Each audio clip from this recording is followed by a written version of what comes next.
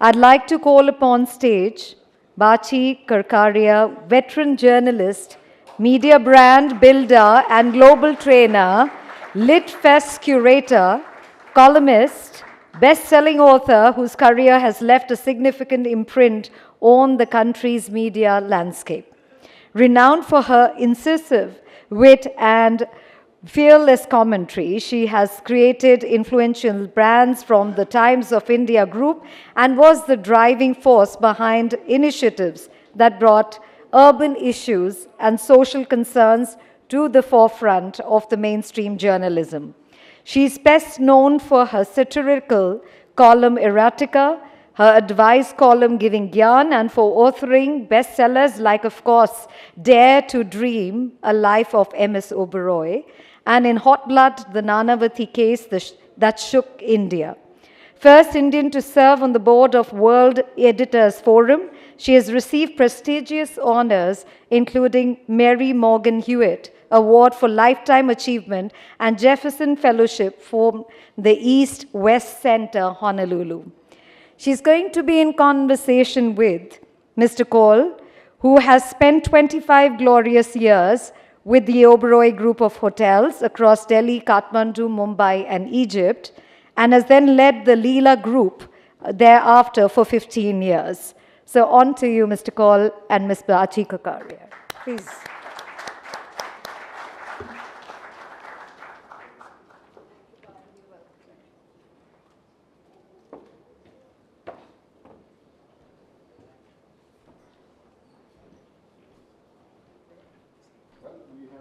We have chairs. Whole, yes. Why don't we'll sit in the middle, yeah.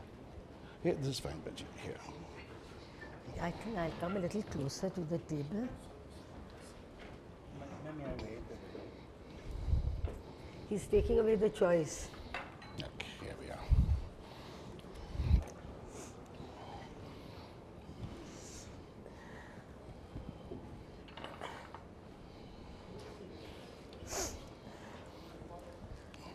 Please open this. Yeah, I had to call the bearer to open it.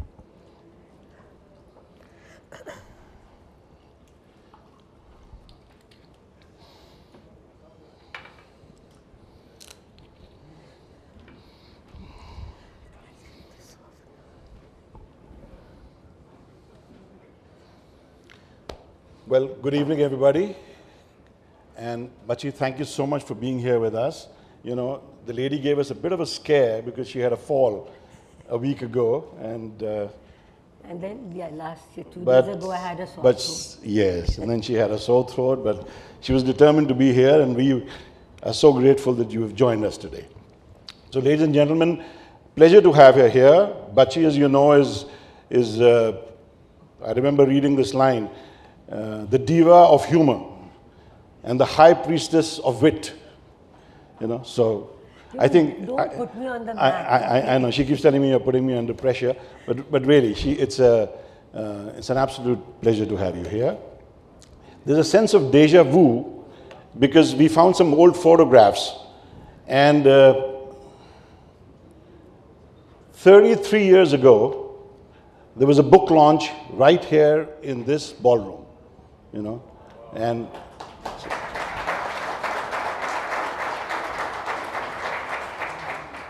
If you can just go back to the previous picture, you know. So, oh no. Yeah, correct.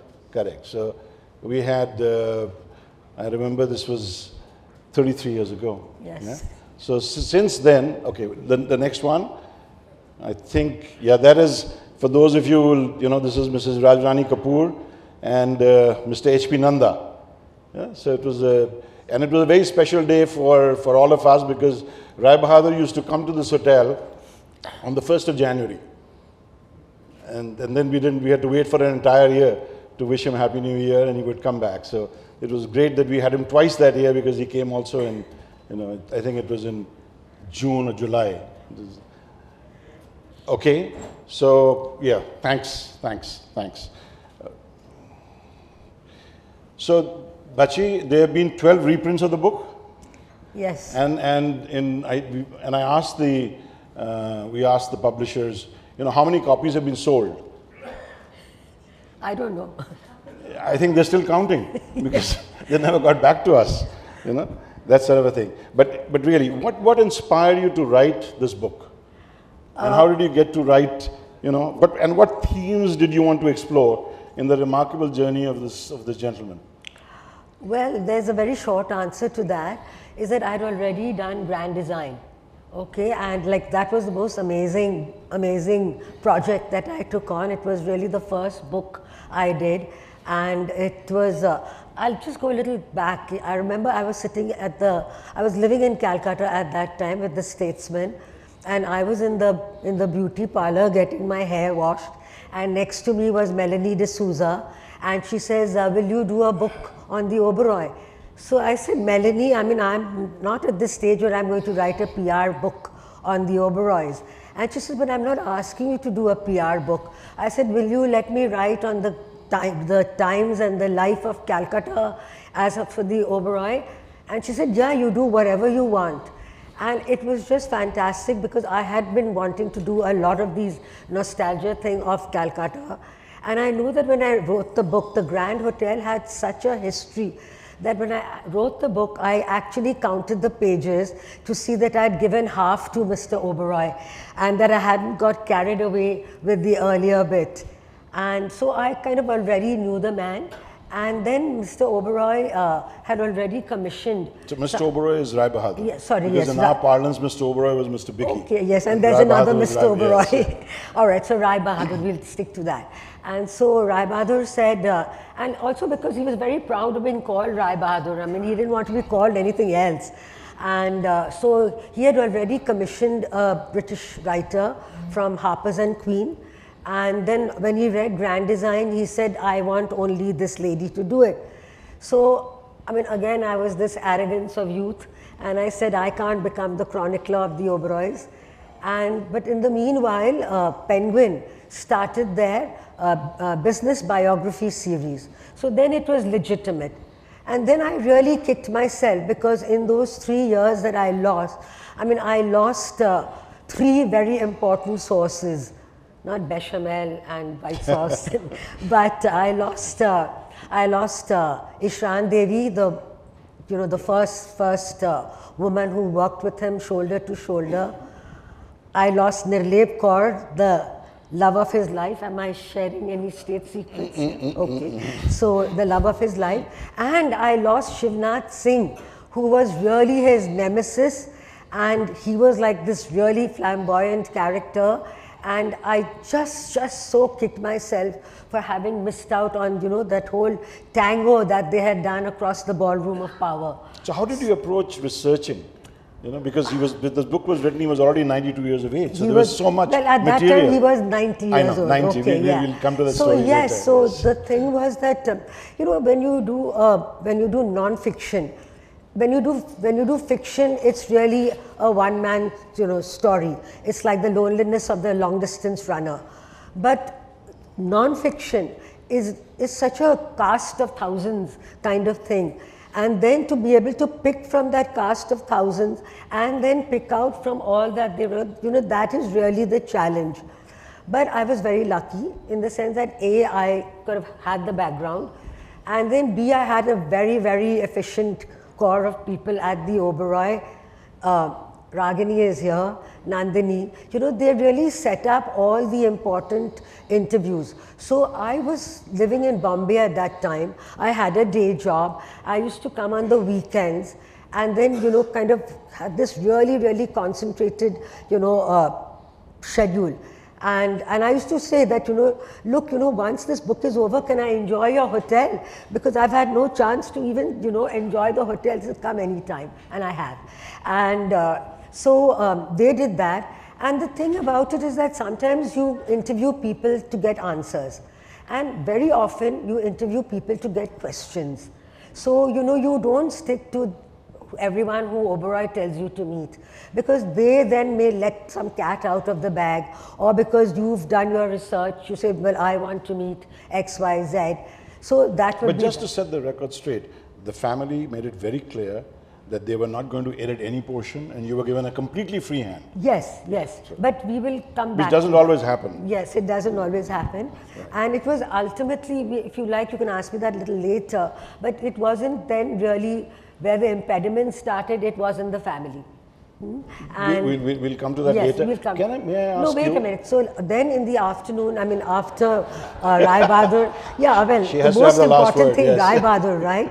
So Rai Bahadur, after he'd had his nap and rested, I would have gone to the farm, and you know, he'd already had a stroke. So speaking to him was like, you know, like 1 hour with him was equal to like spending 5 hours, because he was very soft, and I used to think that I verbatim take notes, but with him I had a tape recorder, yeah, and so then I would spend time with him. So Bachi, my question is that what are some of the most surprising discoveries that you made when you started with your research for the book? Well, I would say that the most surprising discovery was his memory. It was awesome. You know, I would have sent him a list of questions, and you know, he would kind of not have that paper in front of him, but he would be answering all those questions, and very often in the order in which I had sent it to him. And it was like he remembered everything. He remembered the early days, his mother, and, you know, and how he kind of, about his memory. So here's this 92-year-old, but he still remembers the pitai he got from his mother, because even though she really spoiled him, one day he refused to finish the makhan on his plate, and he smeared it all over the wall, and she gave him a hammering that he hadn't forgotten at 90. So the memory was that. And about the memory, well, I will again come back to Nirlep Kaur, who isn't in the book. And you know, so all the other questions about the hotel and all, he'd answer to the point and in detail. But when it came to Nirlep, he was like an adolescent. You know, he couldn't stop talking. He couldn't get that twinkle out of his eyes. And he'd remember exactly the perfume he brought for her. And then he'd say, Lanvin, right? Yes. And then he'd say, but she gave me mithai, which I didn't think was a very fair exchange, but I'm sure she made up for it otherwise. And then how they built these 2 houses in Chandigarh, you know, on the 2 sides enough of the of lake. that. Okay, so that's the memory. Okay. Then no, but what about his birthday? Sorry. No. Yeah, no, but I think the biggest discovery was that for the whole world, we always knew that his birthday was 15th of August, 1900. Right. But he was so actually born in 1898. Yeah, yes. And because when he was just a young man, he sort of didn't want to be thought of as a 19th century man. So you can see that even then, that's why he changed his date to 1900. And actually, it was Bithi who sort of said, you know, he's approaching 100. We can't, I mean, when you're reaching 100, you're really counting the days, right? I mean, and so he sort of said he cannot let this landmark go by for the sake of a vanity of some adolescent. Yes. So that was it. Then, of course, it was about, you know, what really amazed me, that somebody with such a humble background, with such narrow exposure, how do they make this quantum leap, you know, into the world of luxury? How do they have this vision? And it's, I mean, I think I'll never be able to understand that alchemy that happens. And of course, it was how much he loved Tiki. You know, really how much he loved Tiki. And he spoke about him with such tears in his eyes even then, and how much he was in awe of Bicky. Because he told me, even when I was meeting him for Grand Design in Calcutta, he said, you know, if you go to Bombay, please go and see the hotel that my son has made. And he would sort of remember all that. And then, oh yes, and the fact that he always measured himself against the Tatas, you know, not just the Tatas, but JRD. Yes. So that's why, like, even when he built that hotel in Bombay, it was to go and beard the lion in his den. And that is why he threw everything into it, including the kitchen sink. And I remember he said, when he was telling me about the, you know, the cremation platform that he made at his farm, because he said that, you know, in Delhi, when I go, what is the one here, Nigam Bodh Ghat? Yeah, so whenever I go, even though there are VIPs, you know, they have to wait, so I will make my own platform, you know, and then he turned to me and he said, "You think JRD would have done that?"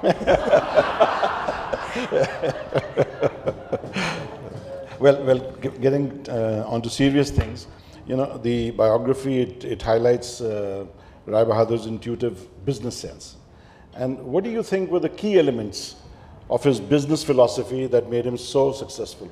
You know, I think first of all, he was the man that he was, you know, and I've really sort of thought that the key things about him is to have the tenacity and then to combine it with audacity. And I think that is really the magic combination, because you can have tenacity and be the plodder. You can have the audacity and just be the dreamer and not make dreams your aim, right? So he had these two in great measure.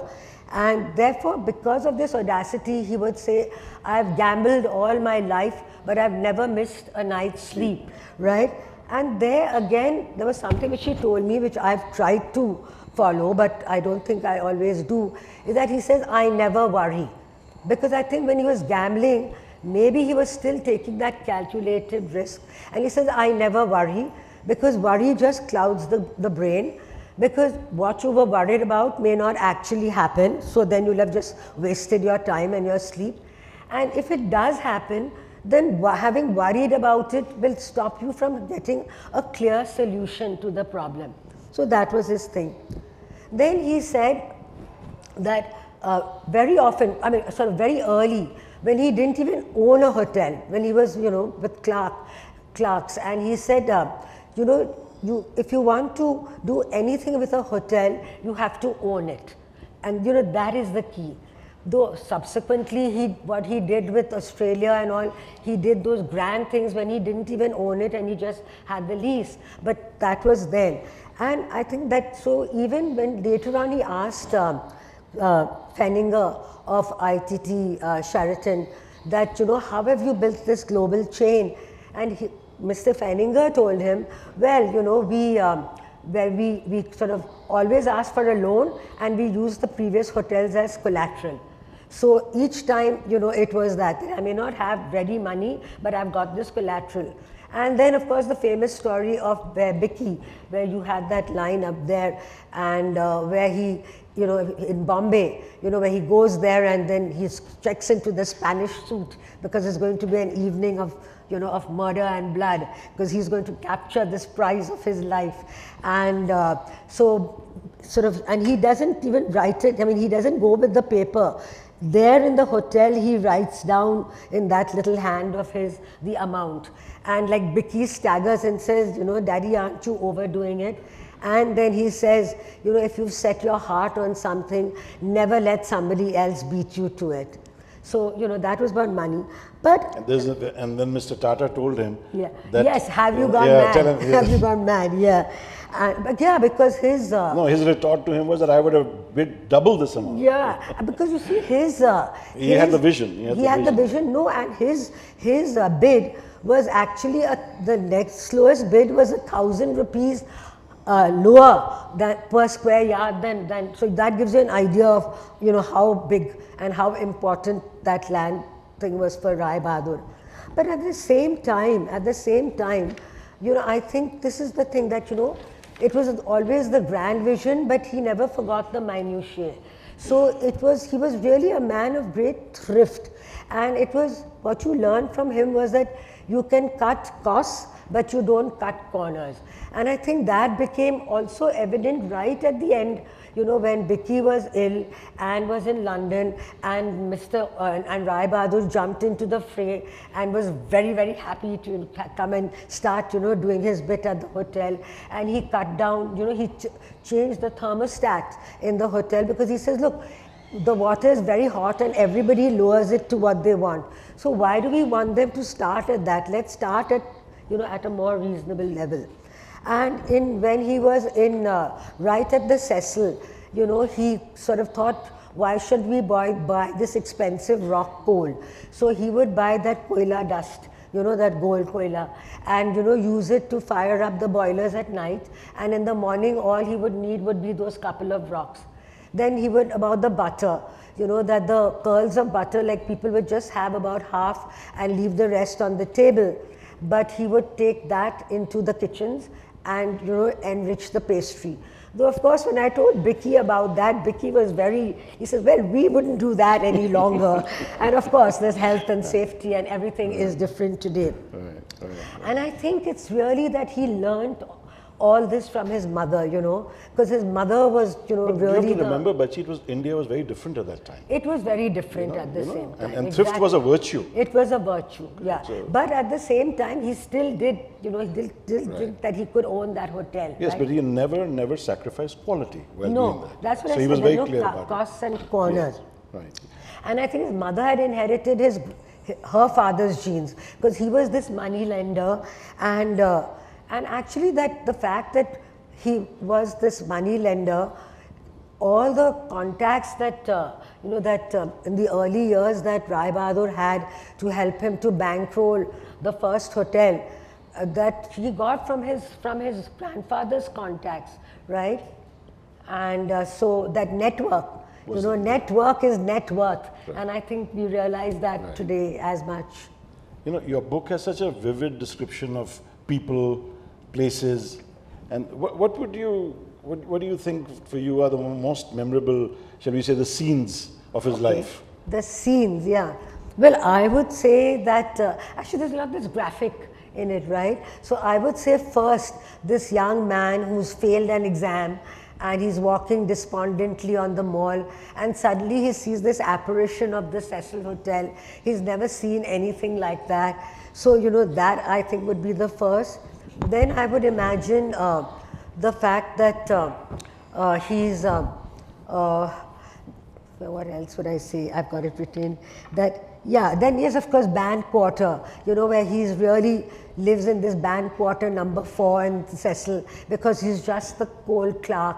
And but then he's got this young bride that his mother has chosen for him, and she comes to Murree, to Simla, from Murree to Simla, and he has bought these satin slippers for her in all the colors of the rainbow, but they are all a size too small.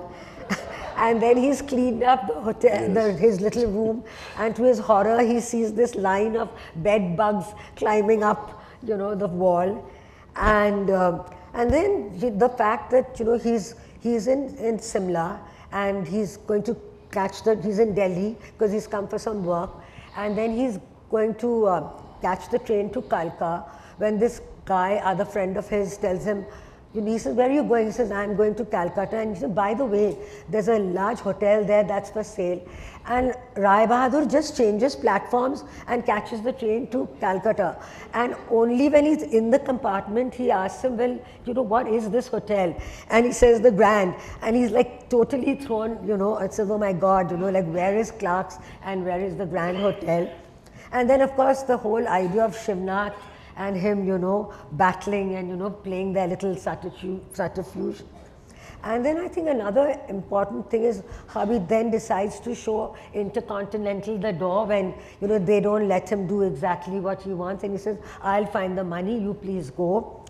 And then I think there's also this very graphic image of him and Ishran Devi hacking through the knee-high grass that has grown at Hari Singh's palace, and then how they resurrected from the grave of neglect, so that is it. And then I think one of the most vivid things is about the Imperial, where he's standing in the height of the Delhi summer. Colonel K.K. Mehra says, I'll help you, because he's lost the case.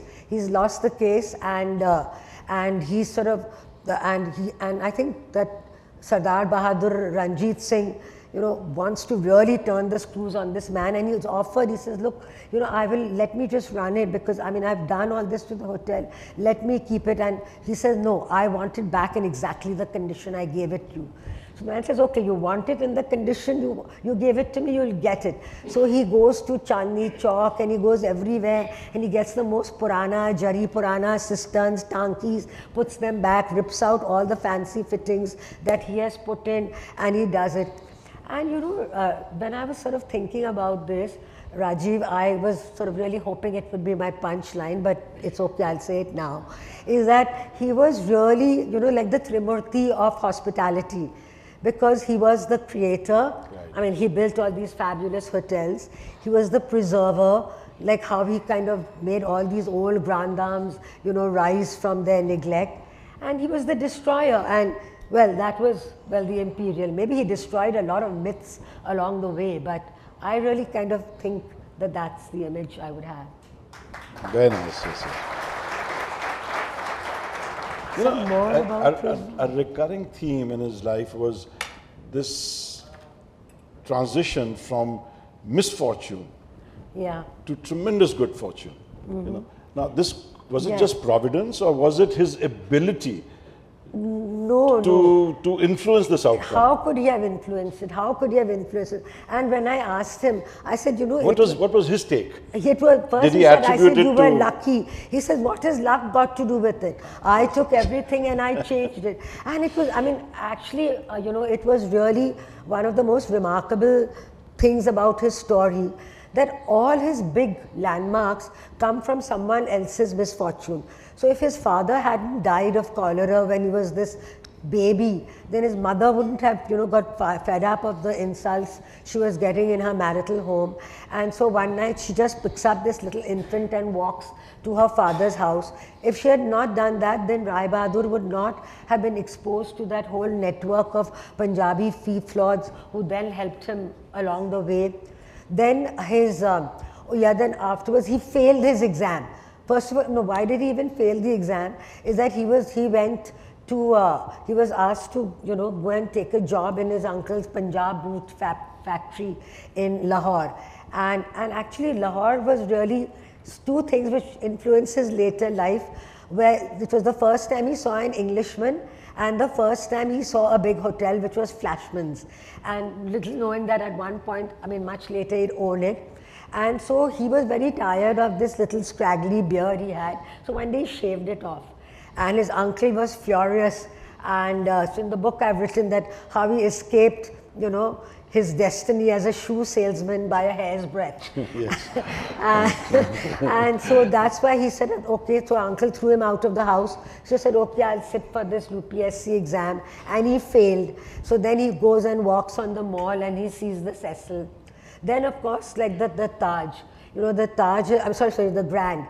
The Grand has been under wraps, and then he decides to buy it, but nobody wants to come, and he tells Rusi Modi, when they said, no, I can't because there was cholera and, I can't drink the water. So he says, I'll give you soda in your bathtub, and then the World War II happens, and it becomes, Calcutta becomes the, point for the armies to walk to the Burma front, and then he's like, I mean, he's making, as I said, it's bed and broad really, because he turns a blind eye to all the women that the soldiers are bringing in, and then every day they do a head count, and then they get cash for all that, and there are the stories as to how they cannot count that cash each night, and they stuff it into mattresses. It was weighed. And weighed, and there's also another story, could be proved, that someone inadvertently opens a door and this whole flood of money comes out. So he makes this huge cash cow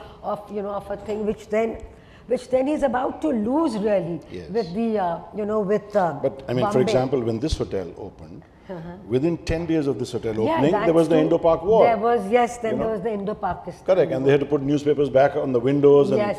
I'm sure there are people in this room who remember all that. Right. And then similarly, when Bombay opened, Beirut. it was empty. It was empty. Until Beirut happened. Yeah, because it was really, because he was on this rampage about Bombay. It was this whole big ego kick. So this leads to this thing that basically he made his luck. From very humble beginnings to become, the father of Indian hospitality, to be hotelier of the world. Can you give us some insight into his unique work style? Yeah. Because what exactly contributed to this success? Right. Well, I think, first of all, the fact that, today all you guys talk on management by walkthrough and hands-on. Now, he wasn't there when the manuals were there. He had to write the book. you know, and he would sort of, I mean, that I think this great thing about, you know, when he, you know, today you can't imagine a hotel without room service. But can you imagine what it must have taken to set up room service in the first place? Because remember, it's the day of Abdul, the doddering bearer, right? And so he had to first set up, you know, all the call bell system, make the bearer respond to it with a Pavlovian, you know, that as soon as he heard the bell, the Abdul had to pick up his tray. You know, like Pavlov's dog starts to salivate at the sound of the bell. And so he had to do all that. Then he would kind of, if there was a problem area, he would sit over there and kind of watch and watch and watch and see exactly where the bottleneck was. So then he devised that dumb waiter which would take the food up. Then he would kind of, you know, really sit and try to work his way around the problem. And he didn't only he was a problem solver. Yes, yes, exactly. And he didn't do it only in his own hotel. Because on his first trip, you know, this is one thing which I wanted to say earlier about his style, about the homework that he did. So his first trip abroad, it was actually not going to be any holiday. And his family was very upset because Prem was then set to go and do some, you know, jasoosgiri in the kitchens and the bathrooms, and that was not her idea of sightseeing. And so he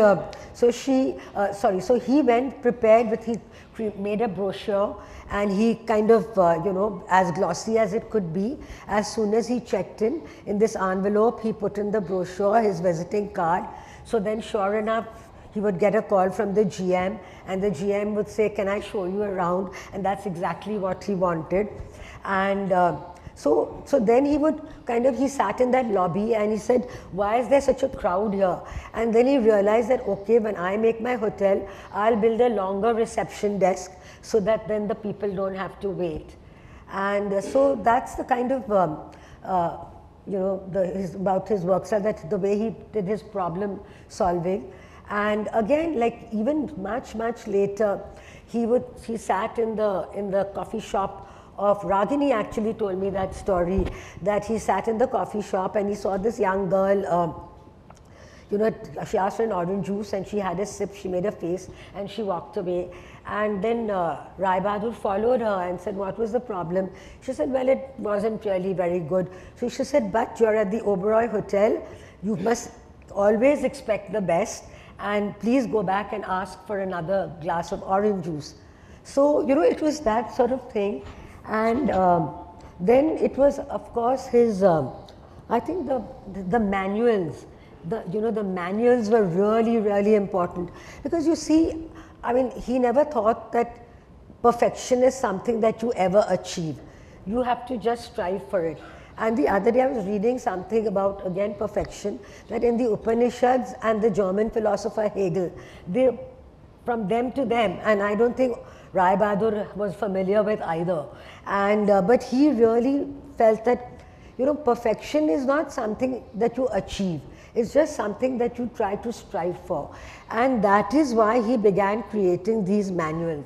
And he began creating them like when he was right at the beginning. And the fatter the manuals got, the svelter the hotels became, you know, because of that. And he said that, look, you know, you have to, the manual was really the way to quantify this abstraction called perfection, right? So you must leave individual discretion out of the picture, because individual discretion then becomes whim, and then whim becomes anarchy, and anarchy becomes the end of the story. You know, it was legendary. If there was a problem, he would never say, you know, who made the mistake. He would always say, what went wrong? What went wrong? Know, so it was always processes, way before the rest of the world had kind of, you know, introduced. But then people, like, so... I'm sorry to interrupt, forgive me. I want to get on to one or two other things, you know. I mean, there are many firsts that we know that he was a pioneer, truly a hospitality pioneer, you know. But what was legendary was two things, to my mind, two things. One is that basically his ability to identify talent. Yes. And like they say, real talent is to see talent in others, you know. And he was a master at this, you know, because he was able to assign tasks to people who would never let it down. Right, right. In fact, one of the things, many of us talked about that very often Rai Bahadur had ordinary people, but he got an extraordinary performance from them. Right, right. And whereas Mr. Oberoi always hired extraordinary people, but not always got an extraordinary performance. Yes, yes. That's it. So, and that was exactly the test of Rai Bahadur's leadership, his ability to inspire and get extraordinary results, from an ordinary team. But what I wanted to, and of course his man management, and he was adored by the team. I remember a line that you have written in the book that he not only knew the name of everybody, all his staff, but he also knew when their mother-in-law was last sick and a what. Yeah. So I mean, this was something legendary, and I think anybody, and there are people in this room. I mean, I think Mr. Mukherjee is here, Mr. Lalit Bhasin, and these are people who have actually talked about that how they were so young, and they were themselves surprised that they had been picked out and mentored. So his ability to pick. What, do you have anything to add to this, or something that you, in your research that came out? All this thing that you've said really comes down to people. And I think he understood right at the beginning that hoteliering, today you say service industry. I don't think anyone talked about a service industry, that there are people as the consumer and people as the producer. And no other industry is so people oriented. And I think that was, as you said, his ability to spot talent, his ability to groom talent. Mr. Lalit Bhasin had told me that story, that he was, just this young lawyer, and there were other very much more important lawyers, and yet he picked him out. And then Mr. Lalit Bhasin became his legal expert, then he went on his board, then he became the youngest chairman of the Bar Council and all that. And the thing is that more important is that, he gave people the space. As you said, he sort of really, let's say two things. One was that he, first of all with AHI, he inherited this legendary managers, and I think the managers really were what it was all about. And he learned from them. And he made no bones about it. Yes. Exactly, because that's what Inderjeet, whose father Durgadas used to have the office at Cecil, said, that he had all these managers and he absolutely learned from them. That was Inderjeet. But even Munir, his old faithful, said, when he got all these people, he didn't say, I am the boss, you do it my way. Right? And I mean, one should not make these comparisons, but I think that's what was the big difference between him and Bachi Oberoi. Because I remember Bachi telling me, because I was there when I don't know what you're going to say. Okay. All right. So, actually, Bachi told me, when you wrote the book, I was not well. There were things in it that, I wasn't really able to talk to you. So let's redo the book and all. So I actually wrote 7 more chapters, and that's where I met Arjun and Vikram. Well, the book is going to have a 13th edition. No, because after all those 7 chapters, he says, no, the family says we don't want, it should be Rai Bahadur's book. Now, I don't buy that, because I don't think Mr. Bachi Oberoi was listening to any family, and I have this suspicion.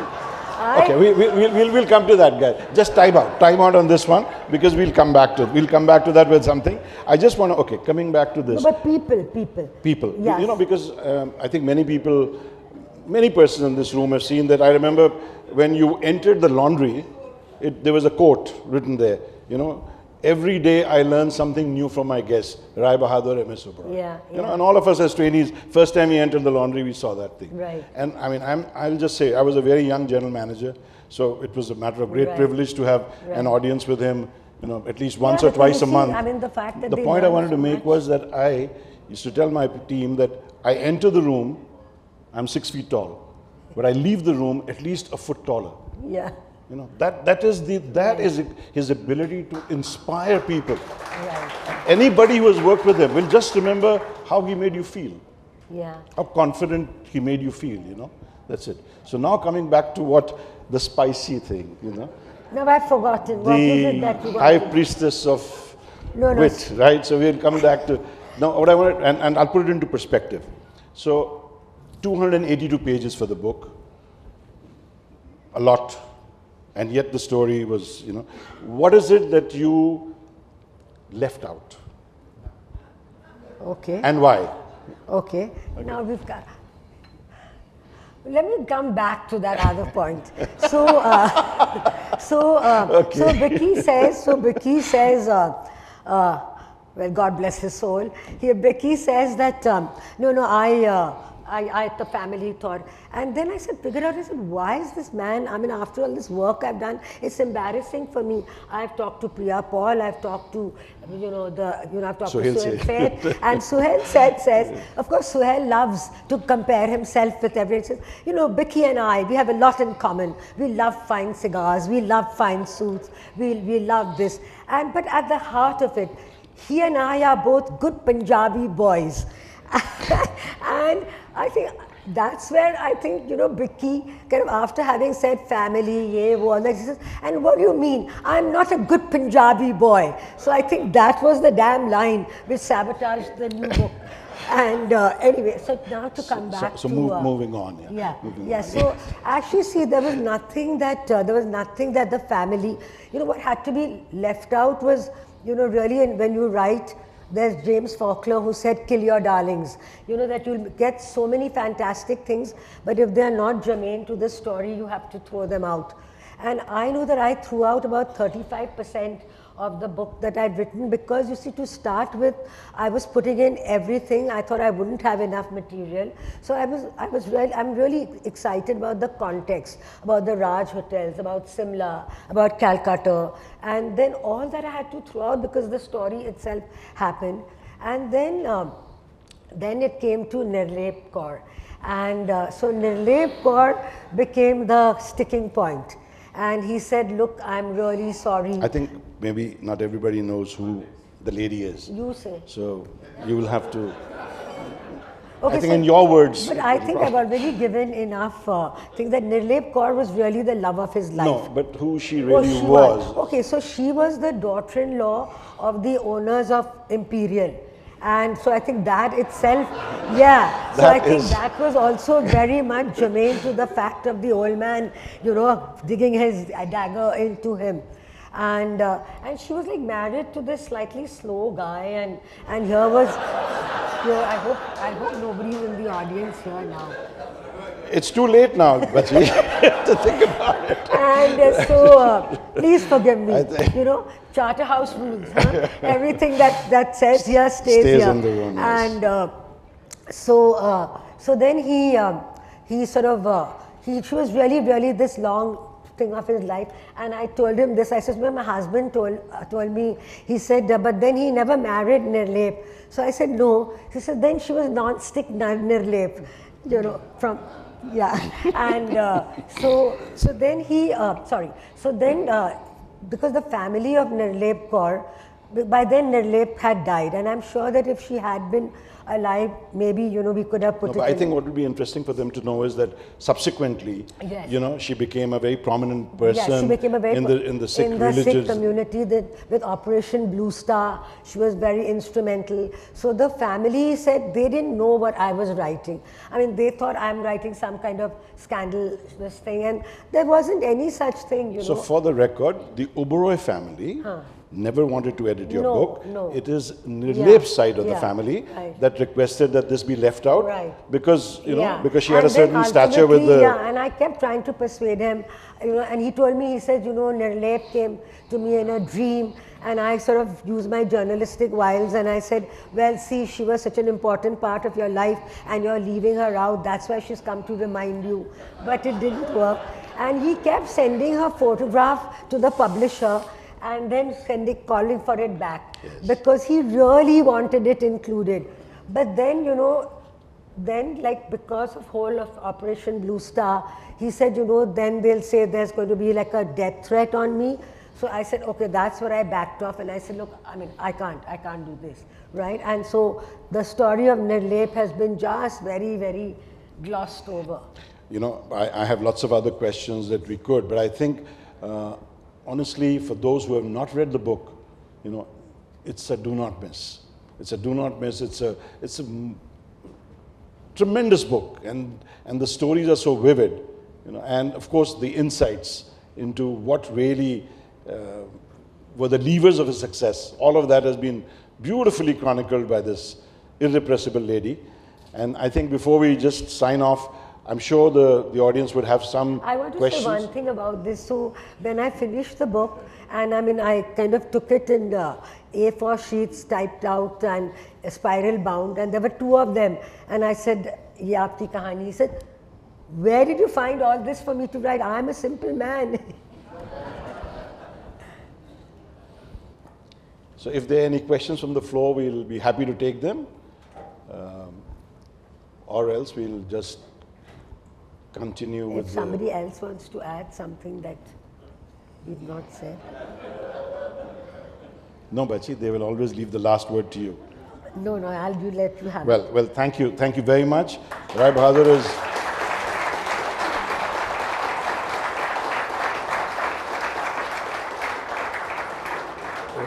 Rai Bahadur is somebody extremely special for all of us here. And I think for you to humanize him, we wanted that. Of course, we know the exploits and we know exactly the business successes and everything else. But it was a wonderful opportunity to have you give us a peep into the man. So thank you for that. Thank you so much. Arjun, can you join us on stage for the photograph? Oh, okay. Also, we have a surprise gift for you all. There are copies of the book which have been personally signed by Bachi, and these are available. And we request that when you are leaving this evening, please do take along a copy of that book and enjoy reading it. Yeah, thank you. Arjun, may I request you to come on stage, please, to join us for a photograph with... She always likes to stand. Yeah, she always complains that, listen, you're making me stand between tall people. So I just thought that here we'll set this bar even higher. I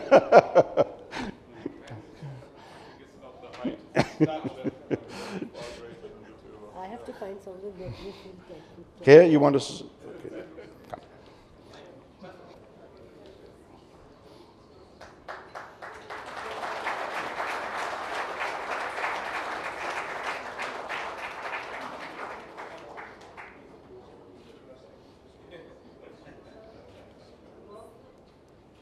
Thank you. Thank you. Yeah. Thank you, Arjun. Thank you, Sir.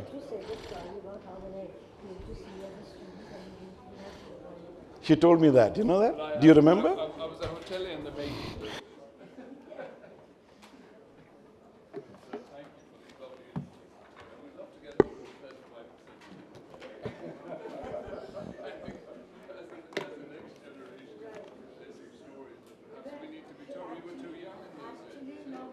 We still have some fun lined up.